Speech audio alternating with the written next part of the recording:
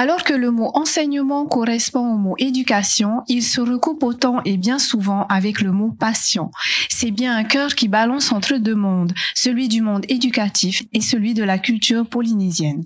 Notre invité a en effet donné du cœur à l'ouvrage, tour à tour enseignant spécialisé, conseiller pédagogique puis inspecteur de l'éducation nationale.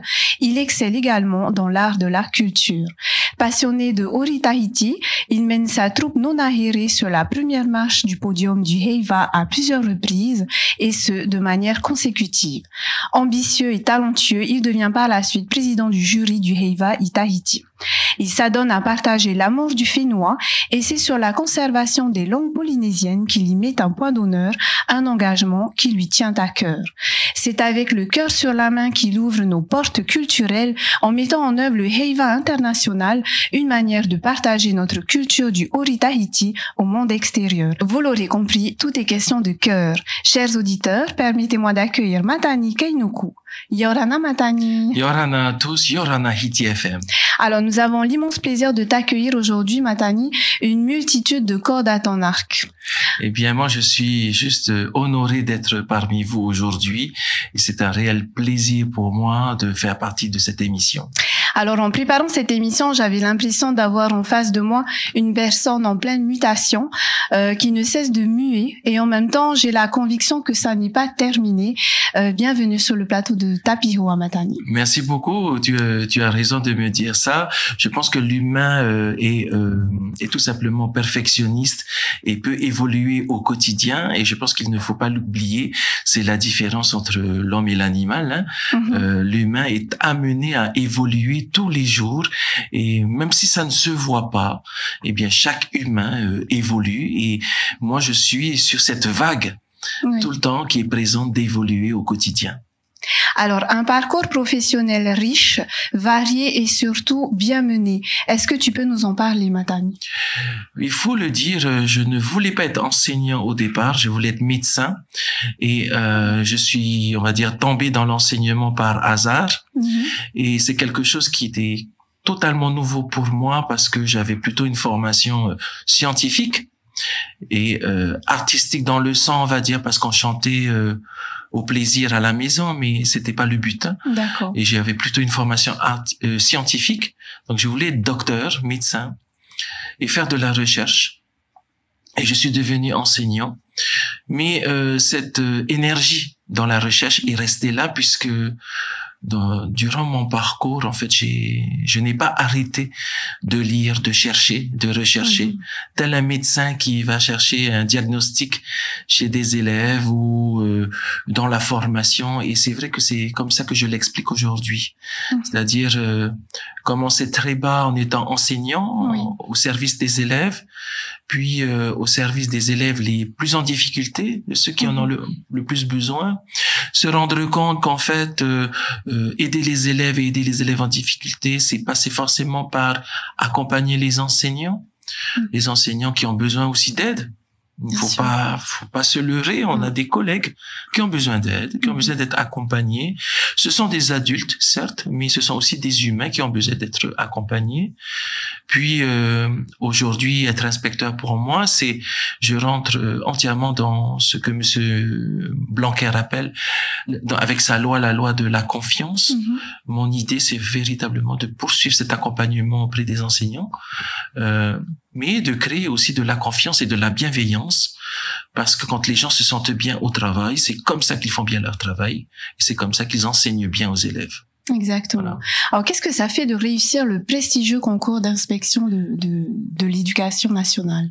D'abord, je n'en croyais pas au départ, parce que c'est un projet qui est là depuis plusieurs années, et qui s'est nourri, et c'est ça qui est important. C'est un projet qui s'est nourri avec les nombreux inspecteurs que j'ai rencontrés durant ma carrière, avec qui j'ai beaucoup appris, chacun à sa manière, les nombreux professeurs aussi que j'ai rencontrés.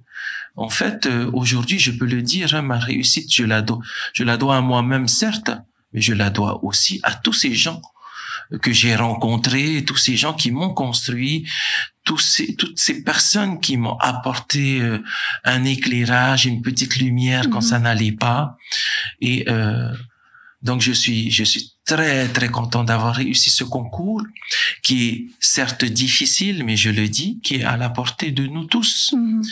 Il suffit juste de s'y pencher, de faire des choix, de se préparer, de bien s'entourer, de beaucoup lire, pas uniquement les textes d'Eduscol, mais lire surtout ce qui est en lien avec la recherche, et puis de suivre l'évolution de la recherche et surtout des pratiques pédagogiques. Donc je suis très content, et cette joie que j'ai aujourd'hui, je la partage avec tous ceux qui veulent passer le concours. Et à mon retour d'ailleurs de métropole, lorsque j'ai appris que j'ai réussi, j'ai voulu partager comment réussir en fait ce concours. Quels sont les principes pour réussir? Et je crois que c'est essentiel. Ici, en Polynésie, il faut qu'on soit solidaire et qu'on partage ce qu'on sait bien faire pour aider les autres à devenir aussi inspecteurs. Hein. Et voilà, une belle joie. Je suis très content de partir, et je serai très content de revenir pour les enfants du Fénois. Alors, en tant que professionnel de l'éducation, tu as dédié un pan de ta vie à l'enseignement auprès des élèves à besoins particuliers, pour ne pas dire en difficulté. J'aimerais recueillir ton avis sur le rôle de l'école et ses valeurs éducatives auprès des jeunes qui se construisent ou qui sont en quête de repères. En effet, durant mon parcours, donc j'ai été très intéressé par ces élèves à besoins particuliers, et souvent, il y a longtemps, on mettait, on va dire, l'étiquette. Je pense que un peu aujourd'hui encore, on met une étiquette sur ces élèves parce que tout simplement les enseignants ne savent pas comment faire. Donc ce sont des enfants qui ont des besoins comme tous les enfants, mais qui ont plus de besoins que d'autres. Les raisons peuvent être sociales, médicales, psychologiques, même parfois psychiatriques. Donc j'ai accueilli dans ma carrière des élèves vraiment à besoins particuliers de tous bords. Ce qui m'a donné envie d'enseigner, d'être enseignant spécialisé, c'est avant tout de penser comment lutter contre les inégalités sociales. Comment quelle est la place de l'école face aux inégalités sociales? Et quel est son comportement? Quelle attitude elle doit avoir face aux familles qui n'ont pas les mêmes revenus, face aux familles qui peuvent être en difficulté, parfois face aux familles qui ne mangent qu'une fois dans la journée. Donc, je me suis penché sur la lutte contre les inégalités sociales. J'irai plus loin, une lutte même contre la pauvreté scolaire. Tout simplement. Tout simplement parce que tous ces enfants qui n'arrivent pas, qui ne réussissent pas à l'école, en comparaison à tous les enfants des enseignants, par exemple. Les enfants des enseignants, ils sont naturellement sollicités par les parents, parce que les parents savent comment faire. C'est-à-dire qu'on a des parents qui savent dire aux enfants « Qu'est-ce que tu as fait aujourd'hui à l'école ? Comment tu as fait ça aujourd'hui? Est-ce que ça t'a plu ?» Donc c'est normal, c'est le métier des enseignants, et on le dit facilement, je le dis même moi à mes enfants, très facilement et naturellement, puisque c'est mon métier. Mais pour les élèves qui sont en difficulté, pour la plupart, ils ont en face d'eux des parents qui n'ont pas pour métier d'être éducateurs. Donc ils ne savent pas, pour la plupart, solliciter les enfants sur comment tu as fait ceci. Est-ce que tu as passé une bonne journée? Pourquoi tu fais comme ça? Alors aujourd'hui, on va mettre le couvert ensemble. Tu sais comment mettre le couvert? Ce que je veux dire, c'est qu'il n'y a pas cette relation auprès de ces élèves dits en difficulté scolaire, une relation de confiance qui est créée, et surtout de réflexion et de questionnement. Donc les enfants qui ne sont pas questionnés au quotidien à la maison, ils n'ont pas ces habitudes-là lorsqu'ils viennent à l'école. Et du coup, face aux enseignants, ils ne savent pas comment réagir. Et les enseignants doivent redoubler d'efforts pour réexpliquer le méta. C'est-à-dire, je vais te dire, on va discuter sur comment il faut faire pour apprendre. Mais n'étant pas sollicités au quotidien à la maison, eh bien, il plonge très vite dans les habitudes du quotidien et n'ont pas de facilité à, on va dire, sortir la tête de la difficulté même sociale. Et ce qui m'a attiré dans ce métier, c'est le dialogue et à la fois avec les enfants qui doivent réapprendre à se questionner face aux apprentissages, mais surtout avec les parents. Oui. Et je t'avouerai, la première année, je demandais aux parents de venir, mais personne ne venait dans ma classe. Alors, avec les élèves, je leur ai posé la question, comment faire, comment trouver des solutions. Je suis désolé de le dire, je suis fier de l'avoir fait, mais j'ai invité tous les parents à manger un barbecue à l'école. Et grâce à ce barbecue, mais ils sont venus tous les ans, même sans leur dire de venir parce qu'il y a un barbecue. Oui. En fait, ils avaient besoin de confiance, d'avoir un interlocuteur qui les écoute, qui les comprend.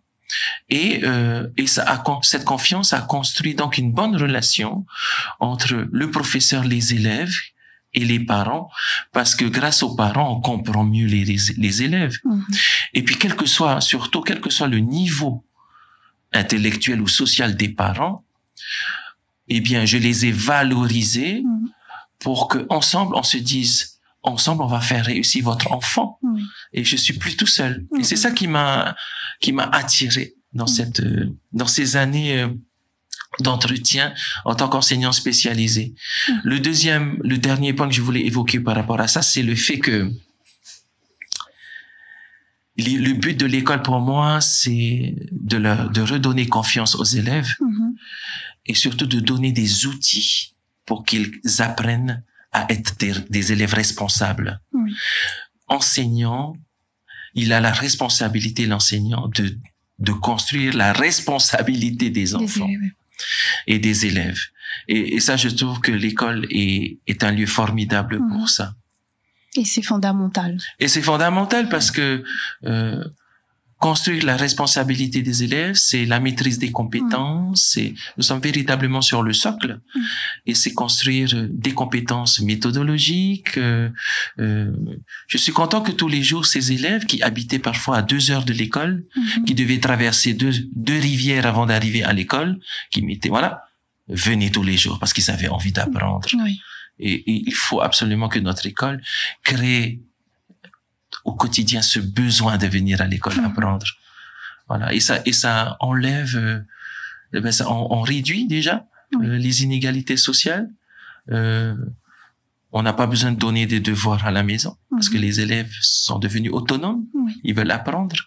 Voilà. Donc, je pense qu'on réduit plusieurs difficultés aussi dans l'école. Très bien. Alors, en guise de transition avec le volet culturel que nous allons aborder tout de suite, j'aimerais le lier à ta carrière professionnelle avec la question suivante. Participer au Heiva est par conséquent une manière de faire vivre la culture polynésienne. Tu l'as évoqué à un moment donné. C'est aussi un projet éducatif. En quoi l'est-il? J'ai eu une vie formidable et notamment des personnes formidables autour de moi qui m'ont entouré. Je voulais parler de tous ces auteurs qui m'ont accompagné, tels que Patrick Amaru, mais j'ai eu notamment la chance de travailler avec Tanira Apoto, ou bien Noël Ahouvaki, mais je parle aussi de Edgar Tetahiotupa. Ce que je veux dire, c'est que ce que l'on appelle éducation ne s'inscrit pas uniquement dans le cadre de la cour de l'école. L'éducation, c'est un terme large. Qui sort des portes de l'école, qui sort du portail. Elle commence, on le dit, c'est très facile de dire, elle commence dans les familles. Mais en effet, mais pour des familles dont l'objectif n'est pas l'éducation parce qu'elle n'a pas quelque chose à croquer sous la dent, c'est dur de dire l'éducation, c'est d'abord les familles. Après, il en va de la responsabilité. On est adulte, on a des enfants, on assume les responsabilités. Donc, c'est vrai que au-delà de l'école, quand un élève sort, aujourd'hui, on prête beaucoup attention à ce qu'il fait après l'école. Est-ce qu'il est inscrit dans un club? Est-ce qu'il vit une vie associative? Est-ce qu'il passe des vacances en centre de loisirs? On s'interroge beaucoup sur la vie de l'élève après l'école. On commence à s'intéresser à la vie de l'élève avant d'arriver à l'école. C'est-à-dire, qu'est-ce qu'il fait le matin quand il se lève. Et pour moi, la culture fait partie de de ce volet éducatif. Parce que, il s'agit de la mémoire. Il s'agit de conserver la mémoire de ce que nos anciens ont fait. Et on le sait, le passé construit le présent et permet de mieux voir l'avenir. Donc, proposer à des élèves des activités culturelles, une vie associative, que ce soit le théâtre, la danse, les sports, une vie citoyenne par le sport ou on va dire, je vais dire une forme de parcours. Ben c'est ce qui pour moi est essentiel dans l'éducation. Construire le parcours citoyen, artistique, culturel des élèves au-delà même de l'école. Et en tant qu'expert culturel pour le Oriteiti, pour le chant, pour d'autres choses, lorsque des gens viennent avec moi, je leur dis toujours pourquoi vous êtes là. Qu'est-ce qui vous intéresse? Si on me dit c'est juste pour faire le heiva, parce que les gens sont comme ça, hein. Les gens aiment juste agir au quotidien, au coup par coup. Et sur le coup. Et sur le coup, on se dit, on fait le heiva, après c'est fini. Moi, je leur donne, on va dire, une vision beaucoup plus lointaine. Je dis, écoute, tu as des enfants, d'accord. Qu'est-ce qui pour toi est essentiel dans le heiva? Ah, mais je veux savoir ce que ça fait d'être sur Toata. D'accord. Mais tu vas apprendre à chanter. Qu'est-ce que tu vas faire en chantant? Mais tu vas apprendre des mots. Tu vas apprendre la langue. Ben, dis-toi, si tu as des enfants, qu'est-ce que tu souhaites qu'ils apprennent? Je pense que les gens ont besoin d'être accompagnés sur comment se projeter. Et c'est en ce sens que pour moi, c'est aussi éducatif. On apprend à se projeter. Et l'homme a cette faculté. C'est une espèce qui sait se projeter dans le temps. Et il faut absolument que toute personne qui entre dans un groupe ne se contente pas du demain, mais du plus loin que le demain. Que vais-je faire dans 10 ans, de mes enfants dans 20 ans, que va devenir mon groupe familial, ma communauté dans 30 ans. Et je pense que ça, c'est essentiel. Qu'on accompagne les gens dans cette projection culturelle, linguistique, sociale, communautaire. Donc, ils s'inscrivent réellement dans un processus de réflexion, quelque part. Exactement. Et enclencher ça, ça prend du temps. Oui. Le temps de se rendre compte, d'aller à l'essentiel. Oui. Moi, je me suis rendu compte en tant qu'enseignant que pour moi, l'essentiel, c'est pas que la danse ou le chant. C'est en fin de compte la langue. D'accord. C'est cette importance de la langue qui peut se perdre parce que on ne la parle plus ou moins, notamment dans la zone urbaine. Donc pour moi, la danse reste un médium, comme pour le chant, pour tout simplement se réapproprier la langue. Et pourquoi la langue? Parce qu'elle permet de construire sa personnalité. Pourquoi la Polynésie est regardée comme le bout du monde? Mais quand les gens viennent ici, ils ont tous envie d'y vivre. Parce qu'il y a une identité, une personnalité. Notre Fénois a une âme, ce qu'on peut appeler le mana ou une énergie. Et cette âme, elle est nulle part ailleurs que dans le Pacifique. Parce que c'est une communauté qui, grâce à la langue, a vécu de l'énergie, des énergies, de la puissance, une forme de compréhension de la vie. Et par la langue, on comprend ces choses-là. Et c'est devenu pour moi un fil rouge, une bataille au quotidien. Il y a 10 ans, je parlais peu le tahitien. 10 ans après, je me suis donné comme objectif. En 2005, j'ai dit à Patrick Amarou, donne-moi 10 ans. Et dans 10 ans, je lis tes textes, je parle tes textes, je chante tes textes. Et je peux même en écrire. Et je me suis donné ce genre d'objectif. Aujourd'hui, ça porte ses fruits. Mon grand qui a 12 ans, il commence à parler quotidiennement le Reo Tahiti, mais naturellement, alors qu'il n'a que 12 ans. Donc, je me suis donné 15 ans. Entre-temps, notre garçon est arrivé et il comprend le tahitien et il parle le tahitien. Aujourd'hui, on va essayer d'impulser ça dans la communauté, impulser ça dans les écoles, dans le cadre d'un projet communal avec la commune de Mahina, puisque je suis adjoint au maire, ouvrir une école de Reo Tahiti. Oui, c'est des grands projets, grâce à une belle radio. Ce sont des grands projets, mais je sais que la population va être heureuse de se réapproprier sa langue.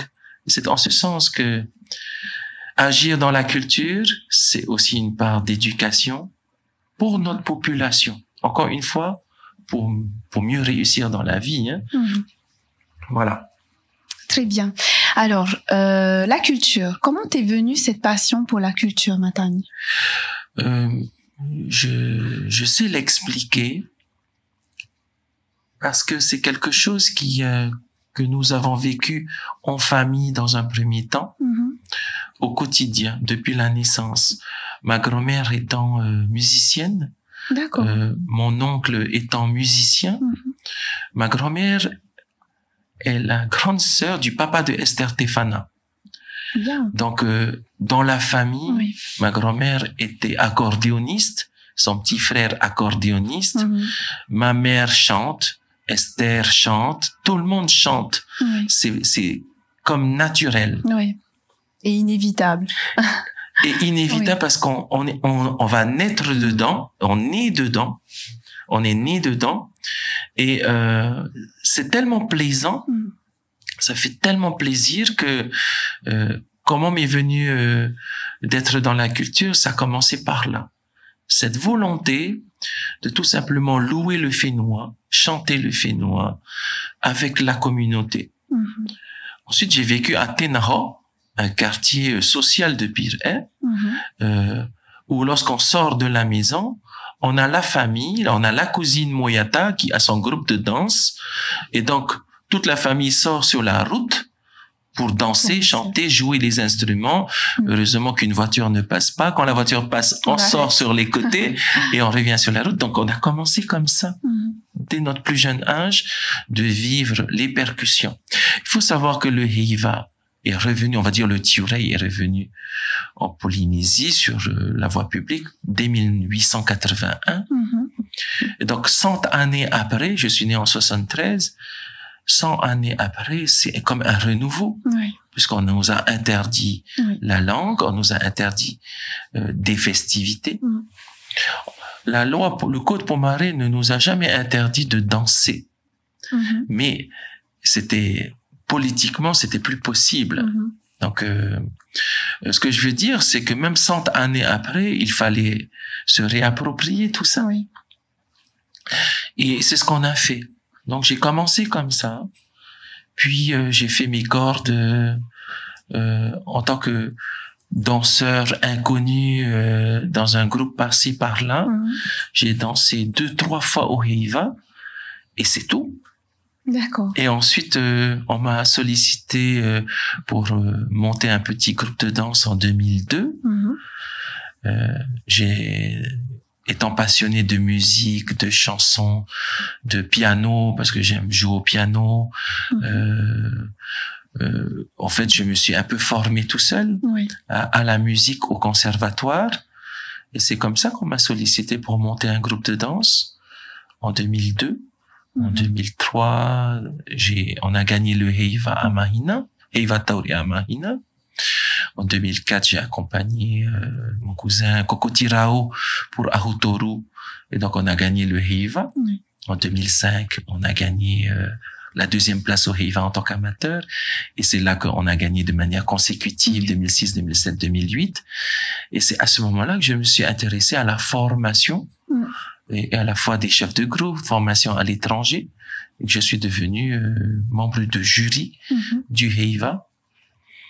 Et 5 ans plus tard, on m'a sollicité pour être le président, à la vice-présidence, le président, et notamment pour accompagner la rédaction du concours du HEIVA et les critères de notation, l'accompagnement des groupes de chant, l'accompagnement des groupes de danse. C'est une expérience formidable. Oui. Aujourd'hui, avec un comité à la Maison de la Culture, on continue de réfléchir sur le prochain règlement du HEIVA pour les 10 années à venir. Donc, je suis dans cette dynamique hein, d'être au service de la culture, de notre culture, parce que, comme je l'ai dit, c'est un moyen pour moi de nous réapproprier la langue. C'est plus facile pour quelqu'un d'apprendre une langue en chantant que d'apprendre en faisant des phrases. Et donc, en chantant, on va acquérir les premiers vocabulaires. Le premier vocabulaire va être réinvesti dans des phrases toutes simples. Ensuite, on va s'inscrire dans une situation de communication. Et je pense que c'est ça qu'il faut instaurer chez nous. C'est flagrant, mais parfois, tu rencontres des papas dans la rue, ils te disent, Yorana. Et donc, tu entends les gens dire, bonjour, Tatateti alors. Ou quand tu vois des Tatateti qui te disent, bonjour. Et toi, tu essaies de dire, Yorana, par renommé, bonjour. Donc, c'est un peu le monde à l'envers, mais, ou quand tu vas chercher ton pain, ou tu dis tout simplement, Yorana, mais oui.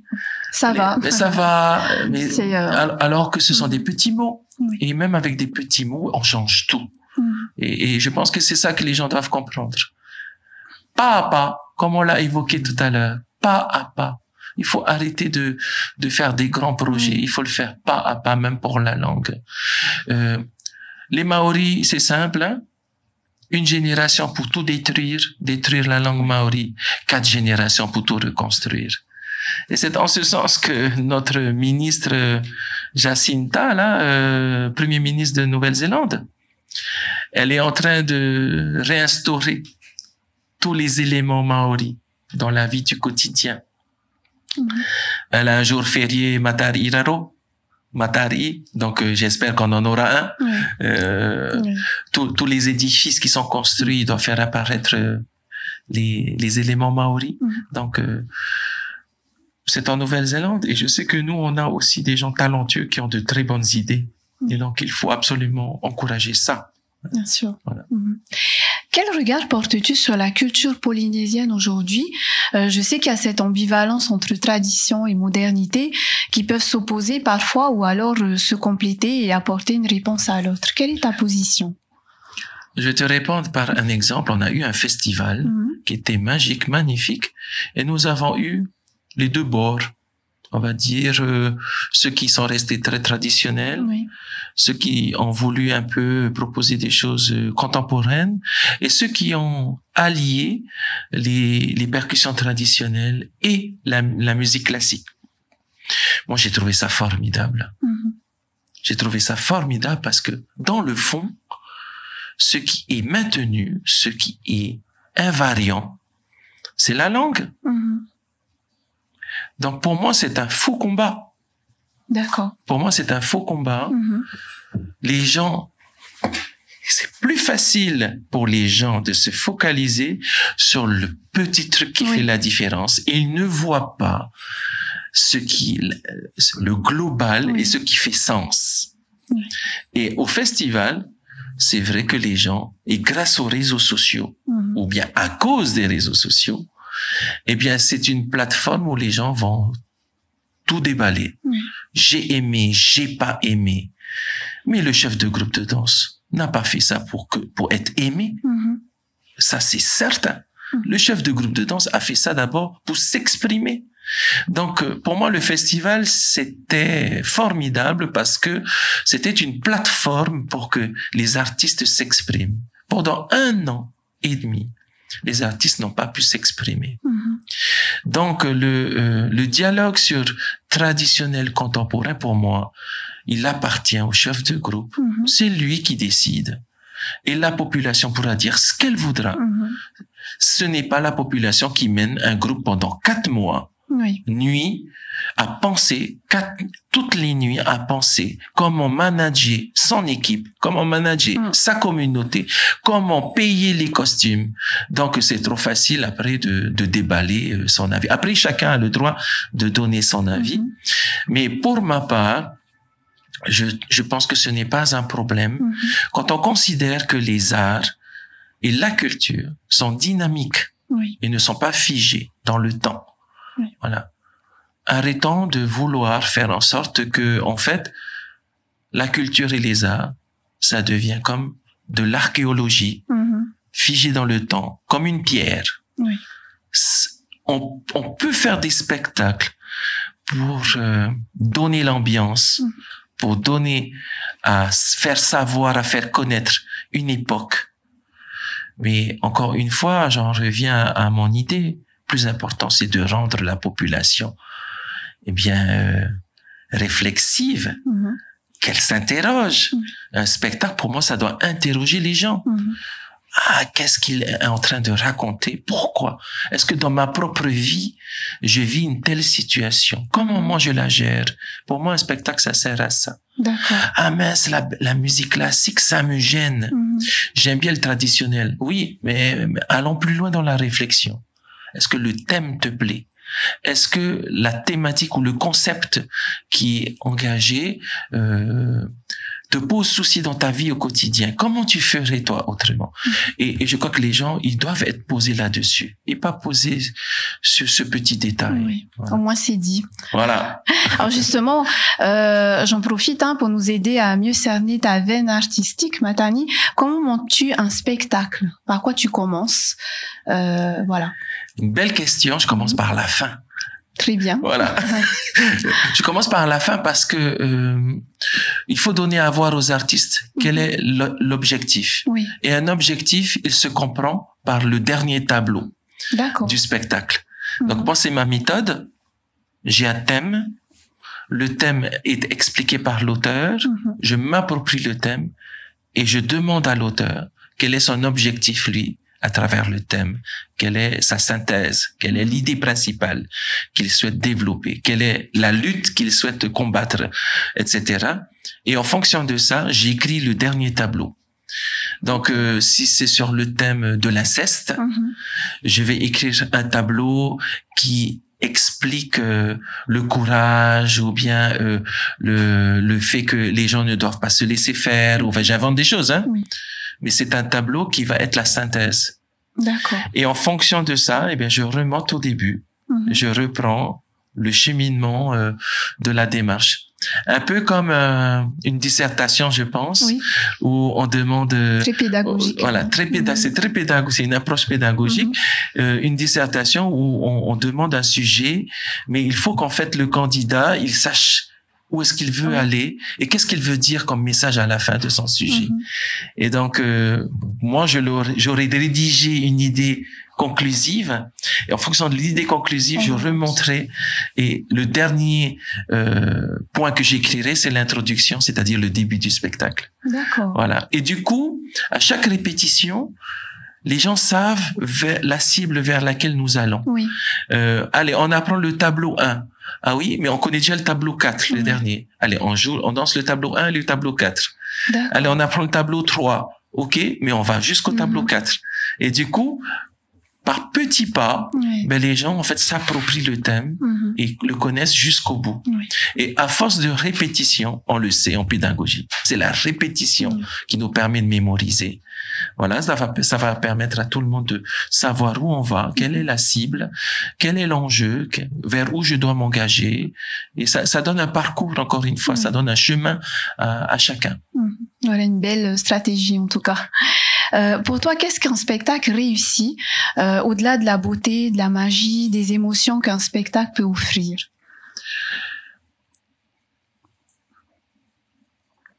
C'est une question que je peux comprendre à plusieurs degrés.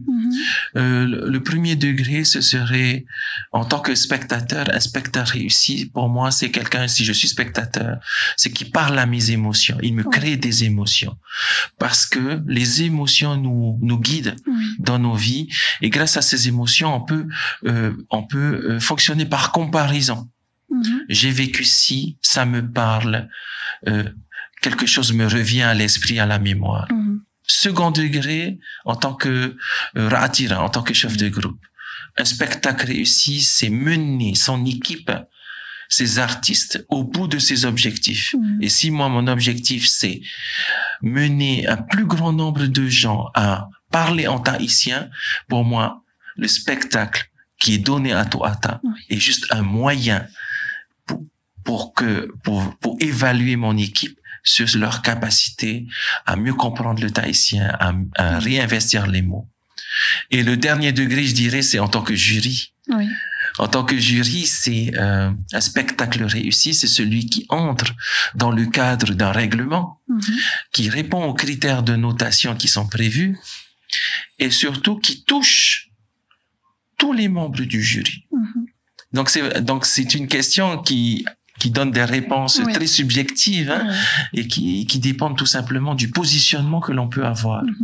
Voilà. D'accord. Mais je t'ai dévoilé, moi en tant que spectateur, en tant que chef de groupe et en tant que jury. Voilà. Et ça, je pense que les gens vont se reconnaître dans ces positions différentes en fonction de leur statut. Alors concrètement, dis-nous ce qu'est un chef de troupe. Quelles compétences doit-il avoir, ou quelles sont tes compétences à toi? Si je dois résumer, pour moi, je penserais à deux compétences, la capacité d'écoute et la capacité d'accompagner. D'accord. Voilà. Après, on peut tout dire, hein. C'est un papa, c'est un tonton, c'est un exigeant, c'est un tyrannique, c'est tout ça, hein. Il doit comprendre les musiciens, il doit comprendre les danseurs, il doit accompagner les familles, les amis qui sont présents. Donc, c'est tout ça, c'est un manager, c'est plutôt un leader. Bon. Moi, je pense que c'est plus un leader qu'un manager. Un leader, pour moi, il donne la vision. Un manager, il coupe le chemin, il ouvre la voie. Mais le leader, il voit plus loin. C'est comme s'il était sur un arbre et il voit à l'horizon. Donc, c'est tout ça, mais pour réussir tout ça, il faut savoir écouter les gens.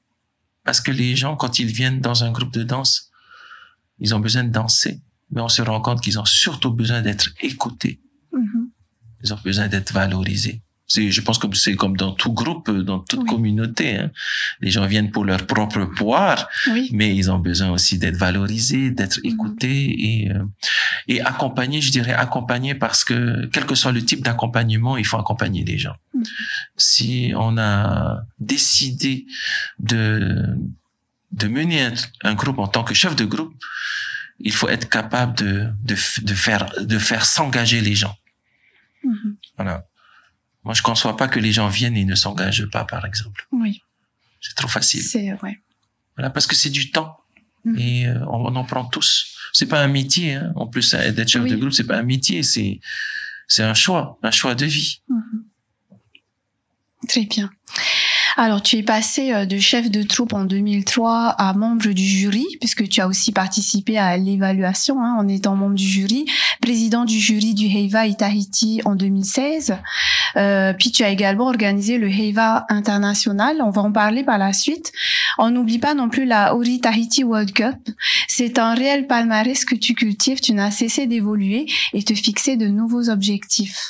Oui, parce que déjà, en étant membre du jury et président du jury en 2015, 2016, 2017, l'enjeu pour moi, c'était de montrer, notamment étant connu à l'étranger, qu'il faut absolument que les étrangers reviennent au finnois pour réapprendre auprès des experts du finnois. Encore un peu, les étrangers n'auront plus besoin de nous si on continue. Ils peuvent se contenter de s'entraider entre eux. Et ce qui va faire la différence entre cette façon de faire et la nôtre, c'est qu'on maîtrise la langue. Et comme la langue explique tout, eh bien, à un moment donné, s'il ne maîtrise pas la langue, il va être limité. Pas limité techniquement, ils sont bons, mais limité sur les concepts et la compréhension des espaces et des lieux. La compréhension des relations entre les mots, des relations entre les concepts et les histoires. Donc, lorsque j'ai accepté de mener le Heiva, à la demande aussi de notre ministre de la Culture, mon objectif, c'était de montrer au monde entier que la culture et le Orit Treaty et la Polynésie est la Mecque du Orit Treaty. C'est ici que ça se passe et pas ailleurs. D'accord. Donc, il fallait absolument valoriser les langues polynésiennes pour dire, OK, vous êtes japonais, mais venez réapprendre auprès des Polynésiens qui maîtrisent la langue et qui vont vous apprendre plein de choses. Et en créant le Heiva international, le but pour moi, c'est donc de favoriser le développement économique du pays, puisque je choisis une date creuse pour le tourisme, avril.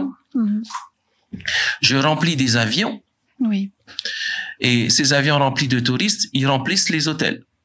Donc, c'était véritablement dans une démarche de développement économique du pays. Et en plus de ça, ils réapprennent. En fait, j'organise une programmation au cours de laquelle ils réapprennent auprès de masters. Et la World Cup, c'est aussi dans ce sens. La Coupe du Monde de Orit Treaty, c'est pas ailleurs qu'à Treaty. Voilà. Je ne veux pas faire des JO du Orit Treaty, mais de montrer que ça se passe d'abord en Polynésie. C'est une démarche qui a été au départ très personnelle, hein, parce que je faisais partie de la fédération de Orit Treaty, mais je me suis rendu compte que les gens qui font du Orit Treaty à l'étranger sont vraiment amoureux de la Polynésie.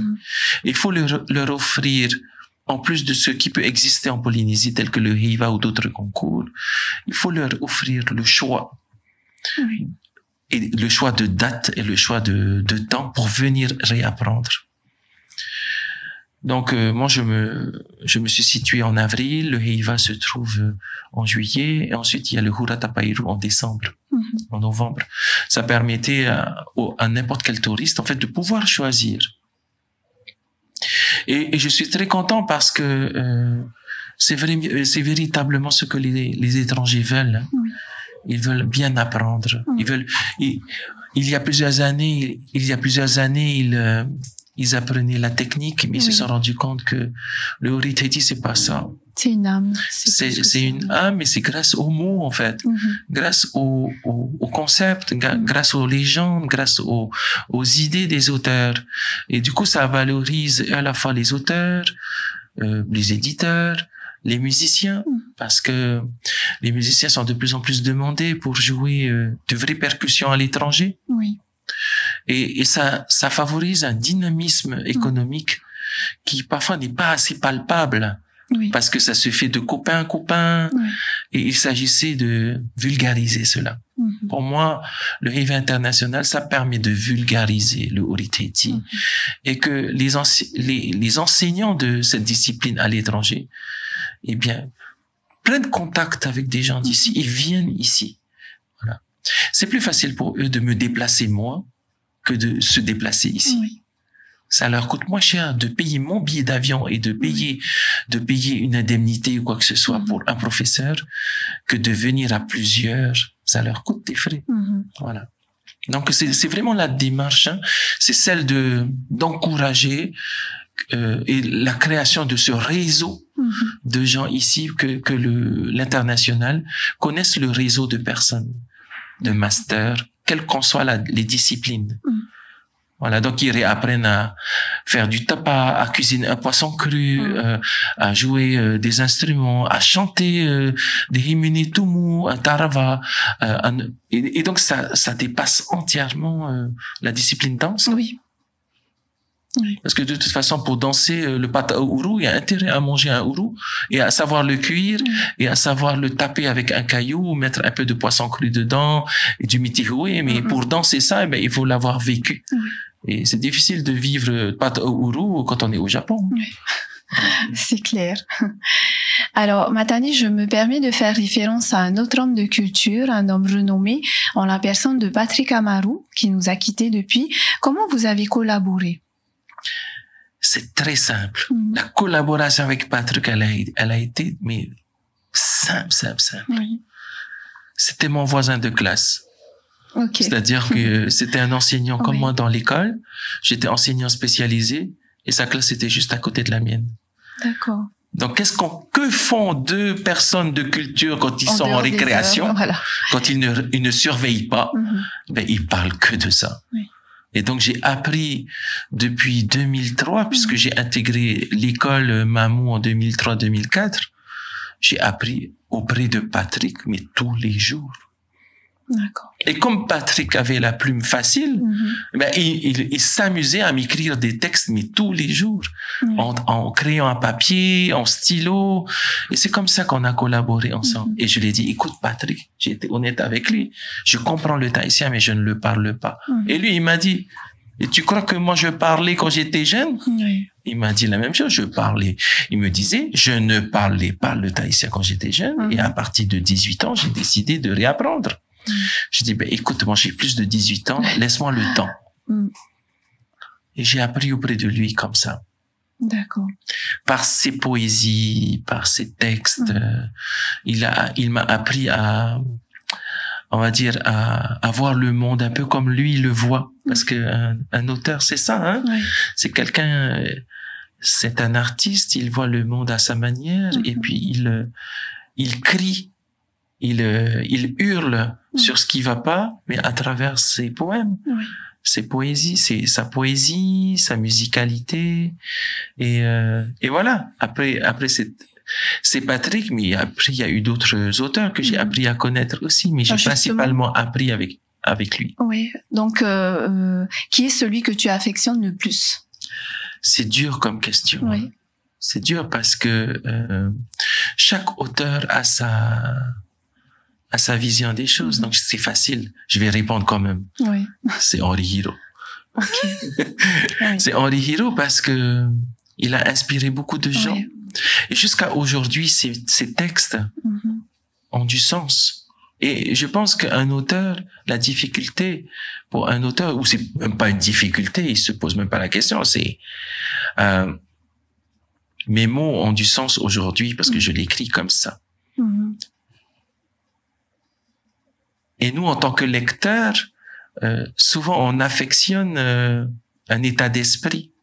Et je dirais, l'état d'esprit de Henri Hiro me parle. Parce qu'on reprend n'importe quel texte de Henri, je dirais même de Turur Apoto, ils sont forts parce que on ressent bien l'âme, l'âme du Atama Orit, Atateti, la façon de penser, elle est retranscrite en filigrane derrière. Parfois, c'est caché. Et je trouve ça formidable.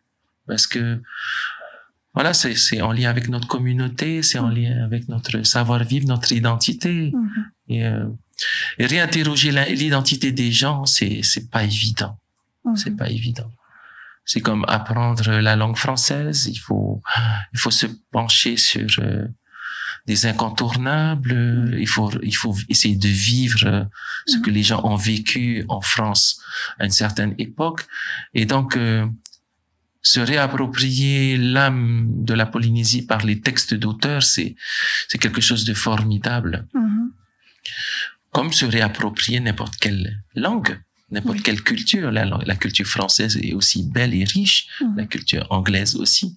Donc, c'est vrai que Henri Hiro, Turur Apoto, Turur a été mon professeur de Reo-Tahiti au lycée, mais Henri Hiro, oui, c'est quelqu'un quand même. Alors, en quoi l'écriture est-elle importante, notamment dans le volet culturel? Je pense que tu viens d'y répondre en partie. Parce que écrire, c'est laisser traces et mémoire. Donc, l'écriture, c'est essentiel.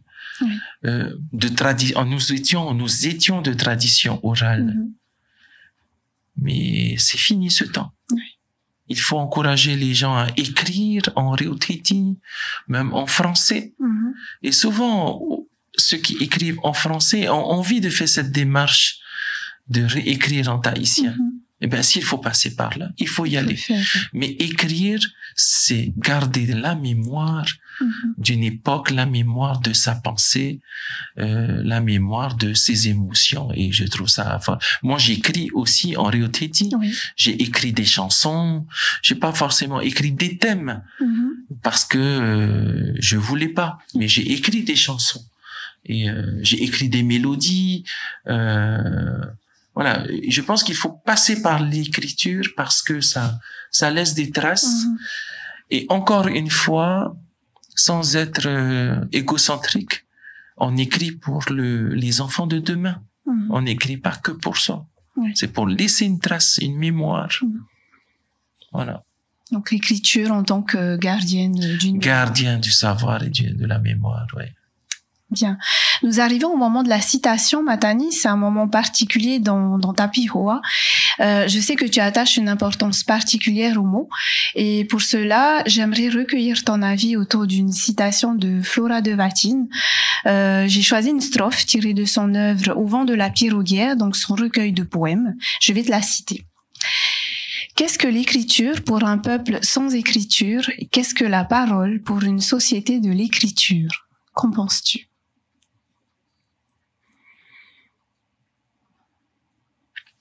Qu'est-ce que l'écriture pour moi, pour une société sans écriture? Eh bien, c'est un cadeau.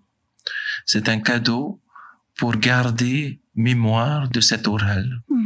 Et qu'est-ce que l'oral pour cette société moderne d'écriture? Eh bien, c'est structurer, ça permet de structurer la pensée. On le sait aujourd'hui, à l'échelle nationale, on a remis l'oral dans nos écoles, aussi bien à l'école primaire qu'au collège pour le DNB et le grand oral qui s'appelle aujourd'hui pour le bac. Mais qu'est-ce que c'est l'oral dans cette société d'écriture? Ça permet véritablement à nos enfants de se restructurer la pensée, d'organiser les idées et de mieux écrire. Et je pense que les deux, que ce soit dans un sens ou dans l'autre, c'est-à-dire l'écrit ou l'oral, les deux sont complémentaires. Même pour l'oral, il faut préparer. Ça se prépare. Et si l'écrit peut devenir un outil pour être excellent à l'oral, nous avons la preuve, nos enfants savent très bien oraliser leur orero pendant 2-3 minutes. Comment se fait-il que si nos élèves qui ont été labellisés, label européen, meilleur art oratoire, label européen, comment peut-on expliquer que ces mêmes élèves ne réussiraient pas le grand oral au bac? Voilà, il faut faire le lien. Et je pense que Flora de Vatine a réveillé un questionnement, mais qui fait qu'il faut que les gens prennent conscience de l'importance de l'écrit pour nos traditions, pour garder la mémoire. Et pour cette mémoire, ça nous permet de nous construire. Et pour développer l'oral comme un outil pour tout simplement exprimer de l'écrit, pour exprimer sa pensée, pour se structurer. Aujourd'hui, il faut être bon à l'oral. Après avoir été bon à l'écrit. C'est par exemple le cas de mon concours. On passe un écrit, on est trié sur le volet, et ensuite on passe un grand oral, parce que l'oral nous permet de mettre en valeur je dirais nos connaissances, mais surtout notre personnalité. Voilà. Et nos enfants polynésiens, nos tata Teti, nos tata Maori, nous avons une belle personnalité. Je le dis. Je suis fier, je suis fier d'être polynésien, je suis fier d'avoir des Polynésiens devant moi. Je suis pas raciste, mais la personnalité de la Polynésie, c'est quelque chose quand même. C'est quelque chose. Et voilà, et je pense qu'il faut la valoriser. C'est ce à quoi l'oral sert. Redonner confiance aux gens. Il faut redonner confiance aux gens pour qu'ils développent l'oral. Voilà. S'ils ne savent pas développer l'écrit, qu'ils développent l'oral. Et petit à petit, l'écrit va se développer. Voilà. Alors, quelle est la personne qui t'a le plus épaulé dans cette initiative culturelle? C'est pas forcément une personne. C'est sûrement une petite voix. Une petite voix. Vous inquiétez pas, j'ai pas d'esprit tous les jours chez moi. J'ai pas de fantômes qui viennent me voir. Mais c'est une voix intérieure. Ça, c'est une attitude polynésienne. On va détourner la question pour répondre. Tout enfant, par exemple, est guidé par un modèle, par une personne, par un événement. Et moi, l'événement qui m'a le plus marqué dans ma vie, c'est ma grand-mère. Et l'esprit, l'ambiance qu'elle crée dans notre famille, cette ambiance festive, cette ambiance de nonchalance bienveillante où, en fait, on voit pas qu'il y a un souci. Oui. Ce côté très fort du Polynésien, de même quand il y a un drame, on arrive toujours à dédramatiser. Et bien, en fait, cette grand-mère m'a touché depuis petit. Et je revois encore cette façon de faire auprès d'anciens, même auprès de personnes qui ont mon âge ou auprès de mes parents. J'ai revu encore cette manière d'enrichir la relation. Hein. Et cet enrichissement de relation, de cette manière bienveillante, en confiance, c'est cette petite voix-là qui me guide. Donc c'est pas une personne, c'est une attitude, c'est une compétence, c'est un état d'être, c'est un état d'âme. En fait, c'est une valeur, cette valeur de confiance qu'il faut avoir, de ne jamais baisser les bras. Et ma grand-mère a été comme ça, alors que j'avais que 6 ans quand elle est décédée, quoi. Hein. Mais j'en ai gardé un bon souvenir. Voilà. Ok. Nous arrivons au terme de cette émission, Matani. Que peut-on te souhaiter pour les jours à venir? Que peut-on me souhaiter?